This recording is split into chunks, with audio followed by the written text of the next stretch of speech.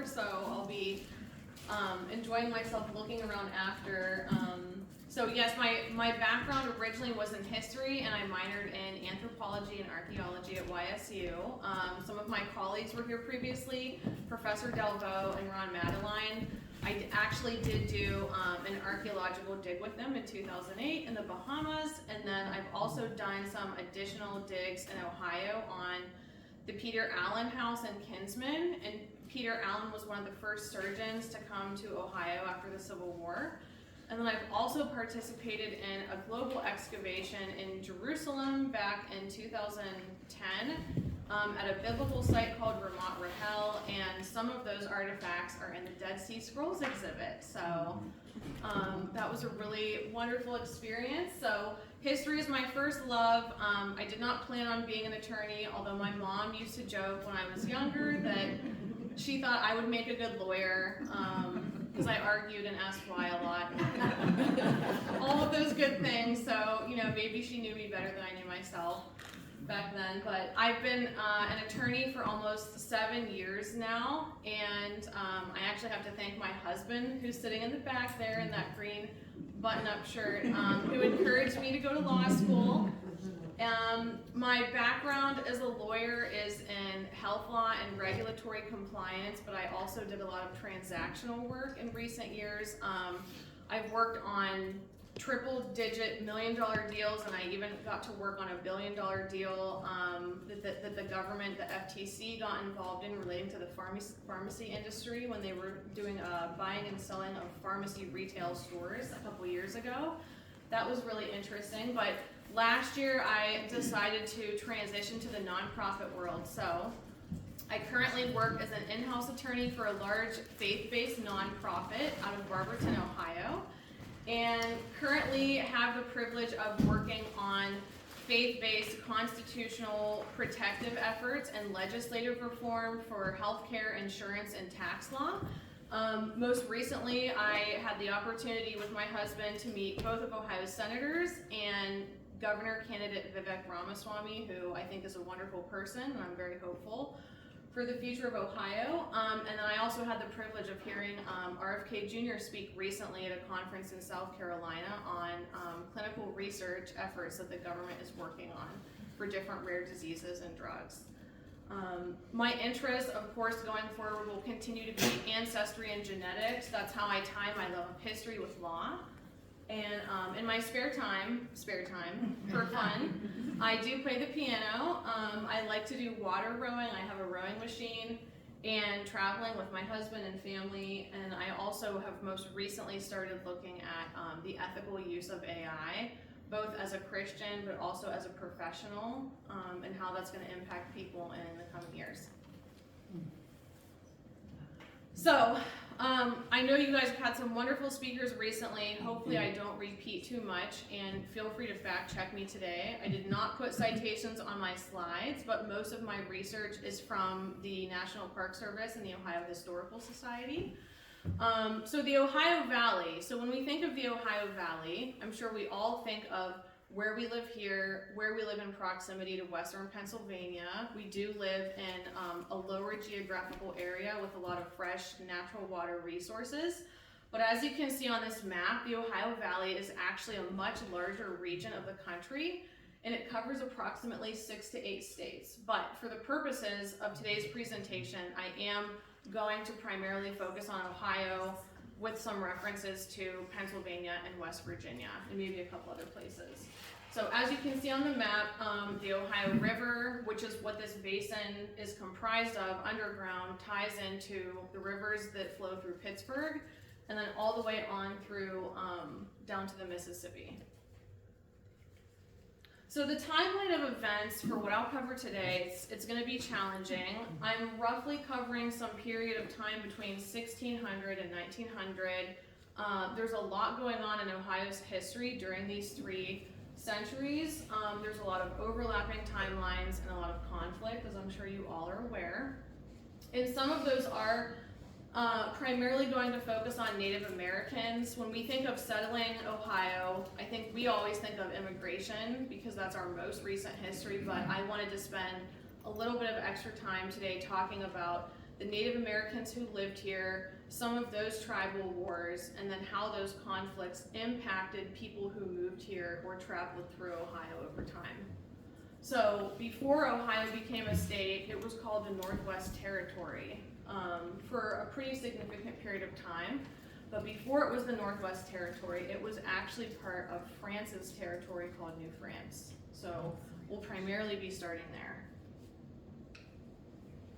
So Native Americans in the Ohio Valley, I don't know if anybody here has any Native American heritage or family stories that they've passed down. We have one little story in our family that we've tried to confirm. It's very hard, obviously, to trace any records, but we might have one Native American ancestor who came up through West Virginia from Virginia during the 1600s. And his name is James Dodds, and he was listed on the Jamestown, Virginia Museum wall when I went with my husband 6 or 7 years ago to visit. But other than that, pretty limited. So doing the research for this presentation was fun for me because I also learned a lot more than I knew in the past in my history classes. So Ohio can be primarily divided into two larger Native American groups that were here, the Algonquian-speaking tribes, and I believe that the meaning of Algonquian relates to them fishing among the waters. So the Algonquian peoples lived among the Great Lakes region, so pretty broad region going up into Canada, but also extending down throughout Ohio and south of Ohio. So the Algonquian tribes included primarily Shawnee. They were the largest group in Ohio specifically, but also other tribes in neighboring states and territories such as the Fox, the Sauk, Delaware, Miami, and then there's some others that you'll see on some of the slides to follow. And the Shawnee were possibly at certain times allied with the Iroquois Confederacy, but they ended up being more in conflict over time related to fur trading and territorial disputes over hunting. So the Iroquois Confederacy was primarily comprised of 6 tribes: the Mohawk, Oneida, Onondaga, Cayuga, Seneca, and Tuscarora. And I'm sure those all sound very familiar, right? Notable Shawnee tribal leaders included Blue Jacket. So he was the predecessor to Tecumseh. If you've heard of Tecumseh, Blue Jacket came before Tecumseh. And then Tenskwatawa was Tecumseh's brother, who was also called the Prophet. He helped to lead a religious revival among the Native Americans during the time that colonists and immigrants were coming into the Ohio Valley to settle and develop land. So Tecumseh in history is very revered. He was very wise. He was a very powerful leader. He did strongly fight and oppose colonists and immigration of this region, but he was very well respected. He had a good reputation, and he was a very well spoken person, even during times of conflict. So continuing a look at Native Americans in the Ohio Valley. So Native Americans, as you all may know, have lived here for thousands or tens and thousands of years, going even back to prehistoric times. During the 1600s, where we look at as our beginning point for this, again, all of the tribes in Ohio and around Ohio are warring. They're competing for hunting grounds. The largest item that was traded and sought after from that time was beaver. I don't know, does anybody in here have any beaver furs or pelts, or have you seen them? I have not been able to see something from beaver in person. I've seen other things, but I had the privilege of seeing a beaver dam in northern Erie, Pennsylvania once, which was really fascinating. So hunting grounds for a bunch of things, but primarily beaver. So the reason that beaver was so highly sought after from this time period was that it was much easier to clean and mold for clothing, for hats, coats and things like that, and it was more water repellent. So there was high demand for that in Europe, in France, and England, and other places. And that led to what was called the Great Beaver Wars. So I don't know if anyone's ever heard of that. That's not something I was really familiar with, even though I did research the Shawnee when I was younger. I had not heard of that. So the Great Beaver Wars was from the early 1600s to about 1701. And that was between the Iroquois, again, and the Algonquian tribes. So The Iroquois had primarily traded up to this point with the British and the Dutch, so that was who they were aligned with for trade and purposes of profit for commerce. And the Algonquian-speaking tribes had primarily traded with the French. So we have these competing interests, these competing markets. So we're gonna see pretty shortly by the time of the French and Indian War how that will pan out. Long story short, the Great Beaver Wars was caused by the Iroquois coming down into the Ohio Valley, which was not their primary territory, because they had overhunted the beaver population so much that it was becoming scarce. And so they were coming into Ohio to find more. So this war ended in what was called the Treaty of Grand Peace. And surprisingly, what actually happened was it solidified an alliance between the Iroquois and the British. So that will come into play later in the French and Indian War. So during this time in the 1600s, Ohio is part of what's called New France. It's a territory of France that extends up into Canada and the Hudson Bay area around the Great Lakes. The first known explorer to come here was Samuel de Champlain in 1614, and he came across Lake Erie. So he was brave enough to do that. I don't know how big his crew was, but he is considered the first person to do so, and he's also the founder of the city of Quebec. The second person who came about 50 years later was Robert Cavalier. He claimed a larger piece of territory slightly west of Ohio, which was called the Illinois country. And so there's some overlap in the region there. Obviously, the state lines weren't established yet, but largely the same region, and it was comprised of most of the Great Lakes regions in what is present-day United States between Ohio, Indiana, and Illinois. So over time, we still have British people moving into here and looking at land as being free and available. So this conflict between France having technical possession over Ohio and the British coming in, as well as the competing hunting wars, leads to the French and Indian War. So in 1754, we have the first official French fort established at the forks of the Ohio River, which is present-day Pittsburgh. So that was Fort Duquesne. There were other forts as well, but that's the most notable one. So, you know, Duquesne has been a lasting name that has stayed in Western Pennsylvania. Okay, so first trivia question today. For those of you who might be familiar with this is considered one of the first political cartoons during this time period. Does anybody know who the author of this political cartoon is? He's one of my favorite people. He should have been our first president, even though George Washington was okay. So Benjamin. So Ben Franklin made this political cartoon. And again, you know, obviously, Ohio was not a thing yet. But he's saying to all the other colonies, we have to band together to fight against the French and the Indian allies, because the French and Indian War was about the Ohio Valley territory. That's what it was about. And it was actually such a contentious war that the French and Indian War also turned into what was called the 7 Years' War. This became a global war, and it involved multiple countries from Europe. I believe Spain and Portugal got involved, Brazil got involved. There was a lot going on. So they were heavily invested in the profit from this region. So the French and Indian War lasted for about 10 years, obviously primarily between Britain and France. And in this war, Great Britain had the 13 colonies, the Iroquois Confederacy, which was those 6 tribes, and then also some additional Indian nations joined. So the Catawba and the Cherokee also joined.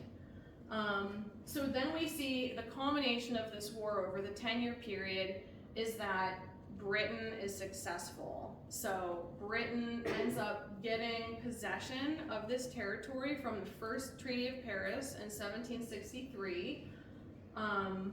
And as you know, George Washington at that time worked for the crown, he was in the military, and he played a very significant role in Britain's victory. So I will tell a little story. I can't prove that it's true, but there are accounts of this online. Mount Vernon has this and others have it. So during this time period, General Washington, who was younger under General Braddock, fought in many of these battles. In the Monongahela battle, Britain was actually losing, and General Braddock got shot in the lung, and he had to be taken away because they were retreating. And it's reported that George Washington was shot over 10 times during that battle, but did not have any, damaging mortal wounds from that. And when the Native Americans saw that, there was a prophecy that was made about him that he would become a great leader of a nation, of an empire. And before that chief died, he wanted to meet George Washington in person to tell him that. So I have something up here. I'll wait until after, but I actually have, this is the exact formula of George Washington's cologne that is still produced. True story by Caswell Massey. So they were a company that was formed in 1752. This was his cologne. So I will let you guys come up here after the presentation if you want to smell it. You can get a whiff of George Washington. But anyways, so I think that the Battle of Monongahela and some of the other battles, because General Braddock was injured, George Washington had to step up. He really showed his stuff from that time period. Even though the British technically lost that battle and had to retreat, he was still considered a hero, and he started garnering a pretty strong reputation. Am I going too fast? Okay. So, now Britain has control over this territory. So it's no longer New France, that's gone. But King George is very opinionated in wanting to keep the Native American alliances clean. He doesn't want to have conflict and bloodshed anymore because it's expensive, right? So he passes, this is a copy of his proclamation. So the proclamation of 1763 made a very well-known line called the Proclamation Line, okay? That was all along the Appalachian Mountains. So geographical, that was basically his way of saying, do not cross this line, do not pass go, do not collect $200. We're not doing this anymore, but people obviously did not listen, we know this.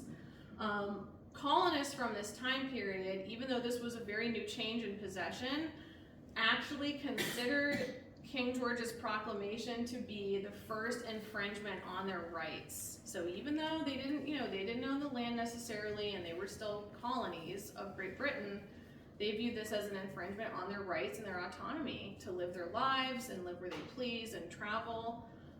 Even George Washington had wrote, he believed it was a temporary measure, but it was not really a temporary measure, it was an order. George Washington during this time and after is working as an agent of the Crown as a land surveyor. I don't know if any of you have heard that before, but he actually did own almost 10,000 acres along the Ohio River, and he owned around 50,000 acres total in a bunch of other states around Ohio as well. So he owned a lot of land. I do not know what he did with it. I don't think he kept it, but I think when he died, a lot of that was still reflected in his will for his estate. Okay, so now we have Ohio as the Northwest Territory. So it's officially called that. That's the name. Continental Congress passes what's called the Northwest Ordinance. And we have the first official settlement under Britain in the Ohio Valley under our first capital, what becomes our first capital later, of Marietta. Does anybody know what Marietta was named after? Second trivia question. It was named after Queen Marie Antoinette as a sign of respect to show thankfulness to France for helping us. So that's what Marietta was named after. Rufus Putnam was the leader of settling this part of Ohio, and it was called the Ohio Land Company. And as you can imagine, this is after the Revolutionary War. We have most of the first settlers are soldiers who are looking for land, looking to start a family. They probably want to have some farming and some peacefulness. And then, as we know locally, we're all familiar with the term the Western Reserve. Connecticut owned a large portion of the northern half of Ohio as part of their continuing line of ownership. They actually relinquished their control in 1800 of that part of what the Western Reserve was at that time. So that's how we got to have Ohio geographically all the way up to the Great Lakes today. And at that time, not that we know how this equates, I could look it up after if anybody was curious, but land certificates that were given to Revolutionary War soldiers were valued at about $1.25 an acre. So, probably a sweet deal. And as you can see on this picture, so this line, there is the wavy proclamation line going along the Appalachian Mountains. And then this is all shown as Indian reservation before Britain started allowing people to settle. So, one of the significant battles following this time, unfortunately, the peace did not remain because Britain allowed people to start settling, and the Native Americans under the Shawnee and Chief Tecumseh were not relenting. They were not allowing it. They were not willing to give up their land. The primary battle that really turned the tide against Native Americans, sadly, was the Battle of Fallen Timbers. This was in 1794. The fort image on top is Fort Recovery, which I believe is in Pennsylvania, but don't quote me on that. And then the Battle of Fallen Timbers actually takes place closer to the Toledo in Michigan area. So it was still very spread out. There was a lot of conflict still going on. The Battle of Fallen Timbers is considered the last major battle of the Northwest Territory because this is very soon before Ohio officially becomes a state. And it led to the signing of the Treaty of Greenville, and Tecumseh was very disappointed in the other Native American chiefs who signed this treaty because the Treaty of Greenville essentially gave up 2/3 of their territorial hunting ground in Ohio, so it's very sad. Yeah. So yeah, as you can see here, the dark green on the map where Ohio is, that is the Treaty of Greenville land that was given up by the Native Americans. So after this point in time, the Native Americans that were left in Ohio were forced to occupy the northwest corner of the state, which ironically, as we'll get into shortly, is where most of the Germans who came here settled later. All right, so Ohio as the 17th state, interestingly, also only had 17 counties when it was first a state in 1803. So the requirement for statehood at that time was to have about 60,000 inhabitants. When a census was taken, I think a year or two prior to this, there were around 45 or 46,000 people.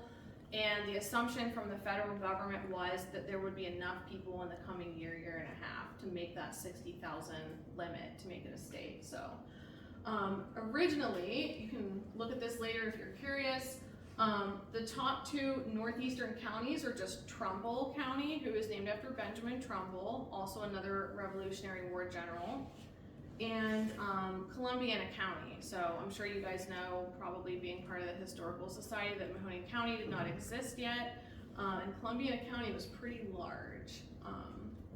And then south of here, just as a fun fact, this county right here, this is where Marietta is located. And then that's Washington County, that was named after George Washington. So he owned a lot of the land in this county that was named after him. And then another interesting fact, it's good to tie different points in history together. What happened later, so Ohio becomes a state in March, and then by July of that year, Thomas Jefferson is organizing the Lewis and Clark expedition. So, you know, they received all the land in central United States from the Louisiana Purchase from France, which was also very cheap. That was a very cheap deal. And he wants to encourage people to go out and explore that. And the news of that exploration spreads like wildfire within the first year of that expedition. So the Lewis and Clark expedition formally starts organizing around July of 1803, so just a few months after Ohio becomes a state. And it's not as well known of a fact, but the keel barge that was used by that crew and a few of the original crew members of the expedition actually came from the Pittsburgh area. So the keel barge that was used for the Lewis and Clark expedition was made at Fort Fayette, which is near Pittsburgh. And news of that also helped to encourage people to explore other land that was part of the Louisiana Purchase. Later in the 1800s, about 20 25 years later, we have the opening of the Erie Canal. So that and the Miami Canal and the other related canals that were around here in Portage County and the other northern counties really helped to spread a lot of trade, a lot of increased job opportunity, as well as people moving to different parts of Ohio that weren't as high in quality of life as before.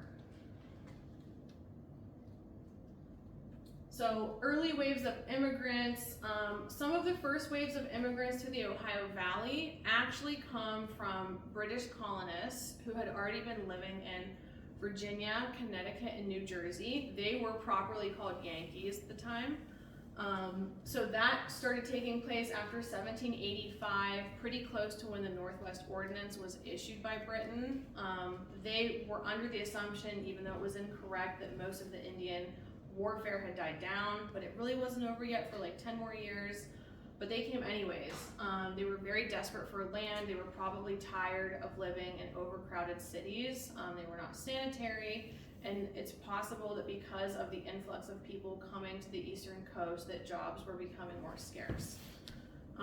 The second wave that followed this was thousands of other New Englanders from other New England states, primarily Scotch-Irish, moving westward from Pennsylvania. Anybody here who has Scotch-Irish family or German family, a lot of those people came through New York or Philadelphia and then continued traveling west. Irish came around the 1830s due to the famine that was very widespread. And then after that, more Germans began arriving in the 1840s due to the political warfare and then the religious persecution. So yes, at the end of the day, most of these people are drawn by inexpensive land, the option to have religious peace, and then also we're starting to have more industrial opportunities appear in Ohio because of the canals, because of commerce, and because of continued trade that was more peaceful at this time.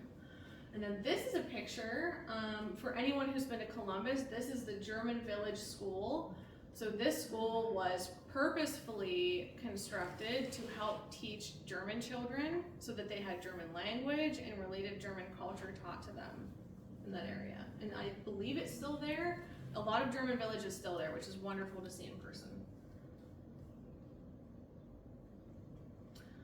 So, one of the most sad parts of this presentation is that eventually in Ohio, we do have almost the complete expulsion and removal of Native Americans. I think that's one of the most disappointing and dishonorable parts of American history is the fact that we engaged in treaty making with those tribes so many times, probably dozens of times, and we did not hold to the treaties that we made. Yeah, very dishonorable. So I mentioned the Treaty of Greenville before. That was the one that gave up about 2/3 of Ohio's southern and northeastern land. After Tecumseh, Chief Tecumseh died in 1813, Native American resistance was significantly weakened. There was not as strong of a leader that came after him to help carry that effort forward. And obviously the treaty that was already signed had done a significant amount of damage on the land that they had left. So the 1818 Treaty of St. Mary's, that's a western city in Ohio, part of that original Northwest Territory that was still left as an Indian reservation. After that, the pattern was that every treaty that was made resulted in the Indians being removed from Ohio. Most of them went to Oklahoma. So I believe that any present day descendants of Shawnee or other tribes live in Oklahoma. From what I read, any Ohio native descendants who lived here really only lived here until about the 1920s. I don't think there were many left after that, which is very sad. Yeah, so 1843 is technically the last treaty. That's it. That's the last treaty with Native Americans. That removed the final reservation piece of land that was near the Upper Sandusky region. So that land was ceded back to the United States government, and then the Wyandots who were there also relocated to Oklahoma. And then here I have a picture on the left, that's Chief Tecumseh. I don't know where that is, but it's from the Park Service. And then that picture on the right, if anybody, I live in Portage County with my husband now, so we've seen little parts of the Portage towpath. That's a picture of one of the Native Americans at the park carrying their canoe, because that's what they did. They would go from river to river and carry their canoes. Yeah. So a little piece I wanted to throw in. I was not going to try to cover the Civil War today because that's too much. That's a whole lot. But one notable person who did live in Ohio for a brief period of time is John Brown. As you might know, he was a very religious man. He was a big abolitionist and wanting to get rid of slavery in the United States. Considering West Virginia as part of the greater Ohio Valley region, the Harper's Ferry Raid of 1859 was a pretty significant event that happened. I would argue, and again, you could disagree with me, and there's probably other things that were significant as well, but John Brown's raid with other abolitionists to raid this federal armory in West Virginia was significant. It is considered by a lot of people to be one of the main precipitating events that led to the Civil War. And it also encouraged people who were enslaved to flee, to resist their owners, to come to the north. So, as you know, Ohio was part of a very prolific Underground Railroad system, and he lived in Akron. His house is still there. I am planning to go see it as soon as I can, but his house is still in Akron. And if anyone is familiar with Sojourner Truth, she actually lived in Salem between 1851 and 1854, and she and the Reverend Henry Ward Beecher, who was the father of Harriet Beecher Stowe, who wrote Uncle Tom's Cabin, they all ran in the same circle. And when he conducted this raid in West Virginia, the men who were with him all had Bibles that were given to them by Henry Ward Beecher. So that's a fun fact. So yes, they were all in it together. Unfortunately, the raid was not successful. He was captured by Southern Democrats and hung with 6 other men. And one of the men who was present at his hanging was John Wilkes Booth, ironically. Yeah, so small world, right? So finishing up this presentation, I don't know where we are for time, but new waves of European immigrants. When I say new, there were some already, German and Scotch-Irish who had settled here, but the largest wave of German immigrants came around the mid-1850s and 60s.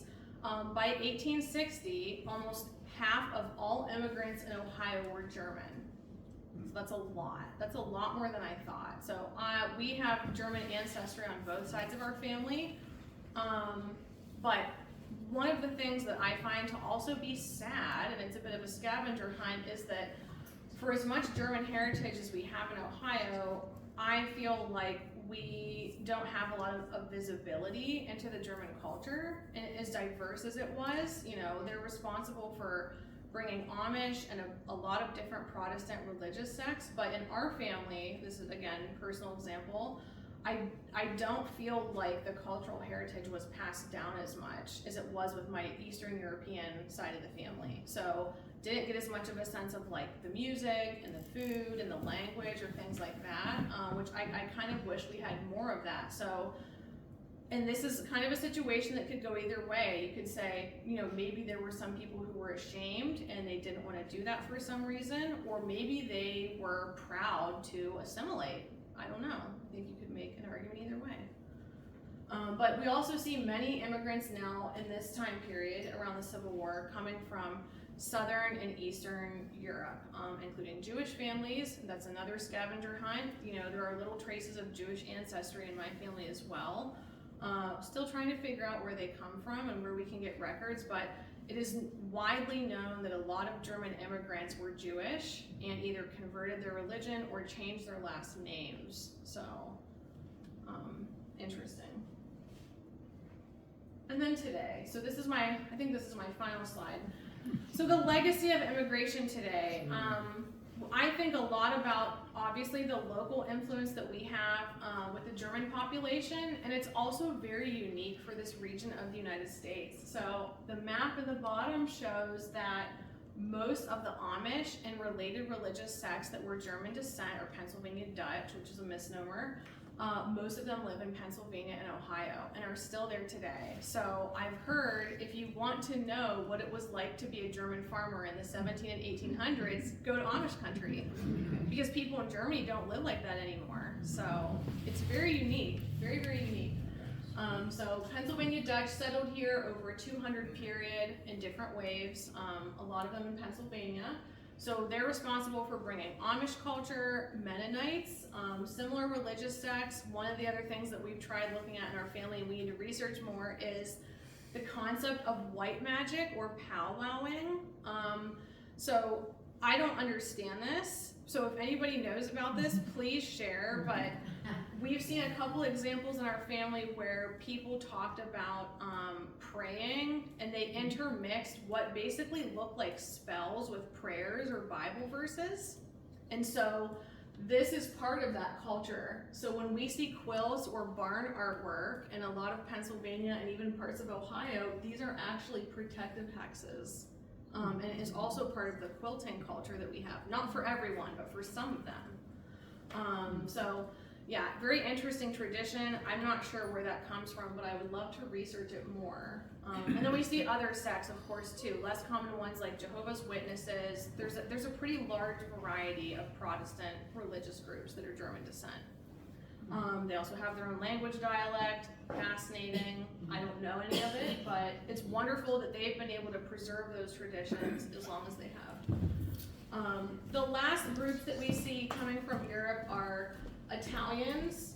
They didn't really come until after the 1850s, but obviously Italians make up a huge part of our, cultural history here in the area. And the one thing I wanted to share that was the most surprising, I don't think I would have thought this, in the Ohio Valley, I think we always think about our industrial and manufacturing heritage, right? Like coal, gas, harvesting lumber, mining, iron and steel production.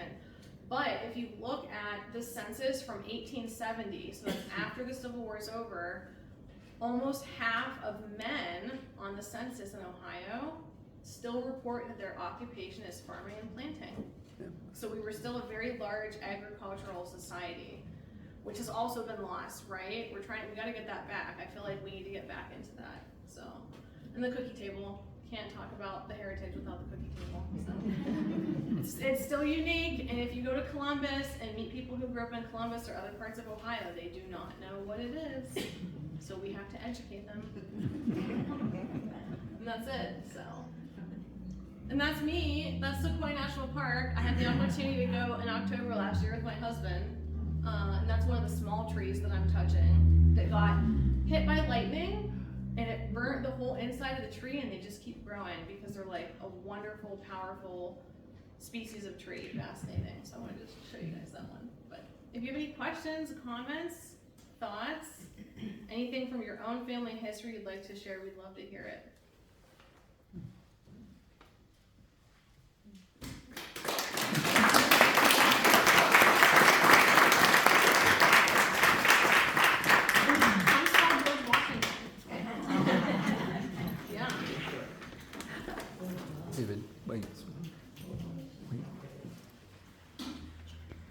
Thank you, Eric.